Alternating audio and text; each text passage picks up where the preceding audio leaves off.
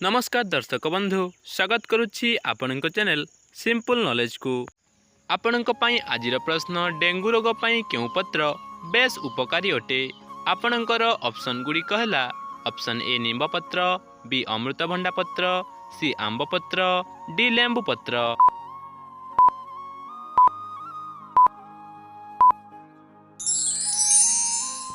आपण समय समाप्त हो सारी तेबे यार सठिक उत्तर टी अमृतभंडा पत्र। डेंगू रोग पर अमृतभंडा पत्र बेस उपकारी अटे। तेबे चलंतु देखिनेबा परवर्ती प्रश्न। तेंतुली खाइबा द्वारा क्यों रोग ठीक होता है।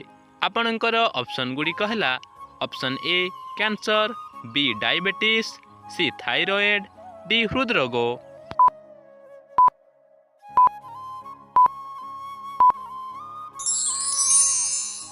समयटी समाप्त हो सारी तेबे यार सठिक उत्तर डी हृदरोग।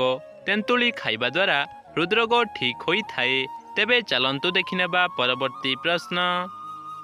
भारतर केउं राज्य रे अमरनाथ गुंफा देखिबाकू मिलता है। तेबे आपणकर ऑप्शन गुड़िक है option A Uttarakhand, B Andhra Pradesh, C Jammu और काश्मीर, डी तमिलनाडु।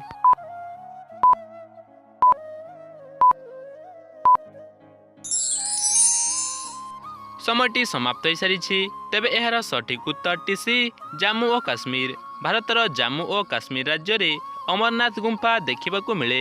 परवर्ती प्रश्नटी है प्रतिदिन कखारु खाइबा द्वारा क्यों रोग ठीक होता है। आपणकर ऑप्शन गुड़िक है ऑप्शन ए गैस समस्या, बी कैंसर, सी ब्लड प्रेशर, डी कोष्ठकाठिन्य।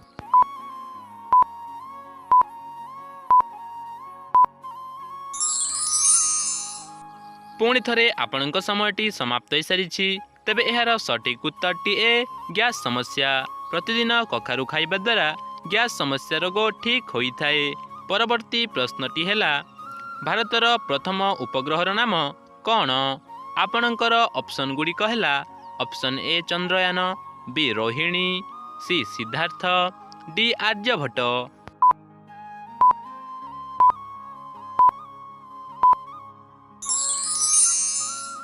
समयटी समाप्त हो सारी तेबे यार सठिक उत्तर टी आर्यभट्ट। भारतर प्रथम उपग्रहर नाम आर्यभट्ट। परवर्ती प्रश्नटी है क्यों डाली खाइबा द्वारा किडनी रे थिबा स्टोन सबू दूर होता है। तेबे आपणकर ऑप्शन गुड़िक है ऑप्शन ए कोलथ डाली, बी मुग डाली, सी हरड़ डाली, डी बिरी डाली।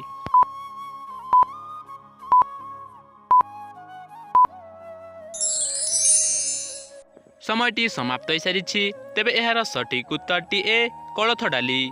कोलथ डाली खाइबा द्वारा किडनी रे थिबा स्टोन सबू दूर होता है। परवर्ती प्रश्नटी है क्यों फूल 36 वर्ष रे थरे फुटी थाए। तेबे आपणकर ऑप्शन गुड़िक है ऑप्शन ए टगर, बी जस्मिन, सी नागपुष्प, डी गोलाप।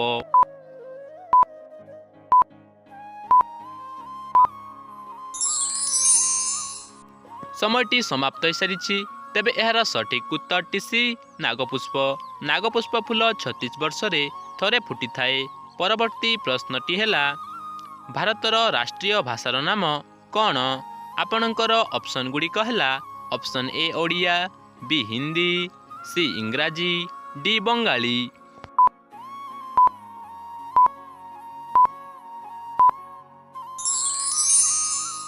समयटी समाप्त हो सारी तेबे यार सठिक उत्तर टी बी हिंदी। भारतर राष्ट्रीय भाषार नाम हिंदी। परवर्ती प्रश्नटी है क्यों देश में सबुठारु अधिक ट्रेन चली थाए। आपणकर ऑप्शन गुड़िक है option A Bharat, B Japan, C चीन, डी अमेरिका।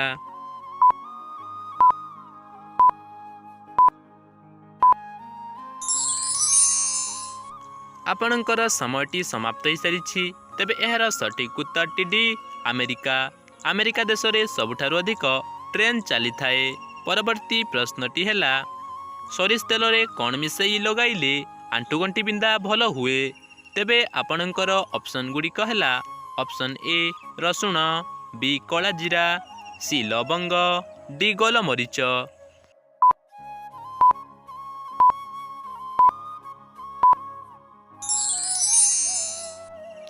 ଆପଣଙ୍କର 5 ସେକେଣ୍ଡର ସମୟ ଅବଧି ସମାପ୍ତ ହୋଇସାରିଛି।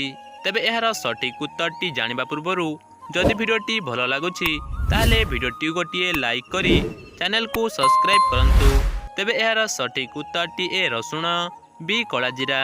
ସୋରିଷ ତେଲରେ ରସୁଣ ଓ କଳାଜିରା ମିଶାଇ ଲଗାଇଲେ ଆଣ୍ଠୁଗଣ୍ଠି ବିନ୍ଧା ଶୀଘ୍ର ଭଲ ହୋଇଥାଏ। ତେବେ ଆଜିର ଅନ୍ତିମ ପ୍ରଶ୍ନଟି ଆପଣଙ୍କ ପାଇଁ ରହିଲା। ମହାତ୍ମା ଗାନ୍ଧୀ କେଉଁ ରାଜ୍ୟରେ ଜନ୍ମଗ୍ରହଣ କରିଥିଲେ? ଆପଣଙ୍କର ଅପସନ୍ ଗୁଡ଼ିକ ହେଲା option A Assam, B Gujarat, C Haryana, D Rajasthan.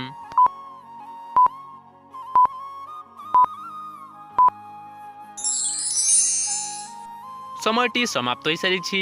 ତେବେ ଏହାର ସଠିକ୍ ଉତ୍ତରଟି ଯଦି ଆପଣଙ୍କୁ ଜଣାଅଛି ତାହେଲେ କମେଣ୍ଟ ମାଧ୍ୟମରେ ନିଶ୍ଚୟ ଜଣାନ୍ତୁ ଏବଂ ପୂର୍ବ ଭିଡ଼ିଓରେ ଥିବା ପ୍ରଶ୍ନର ସଠିକ୍ ଉତ୍ତରଟି ପ୍ରଦାନ କରିଥିବା ବ୍ୟକ୍ତି ଜଣଙ୍କର ନାଁକୁ ମୁଁ ସ୍କ୍ରିନ୍ରେ ଶୋ କରିଦେଇଛି।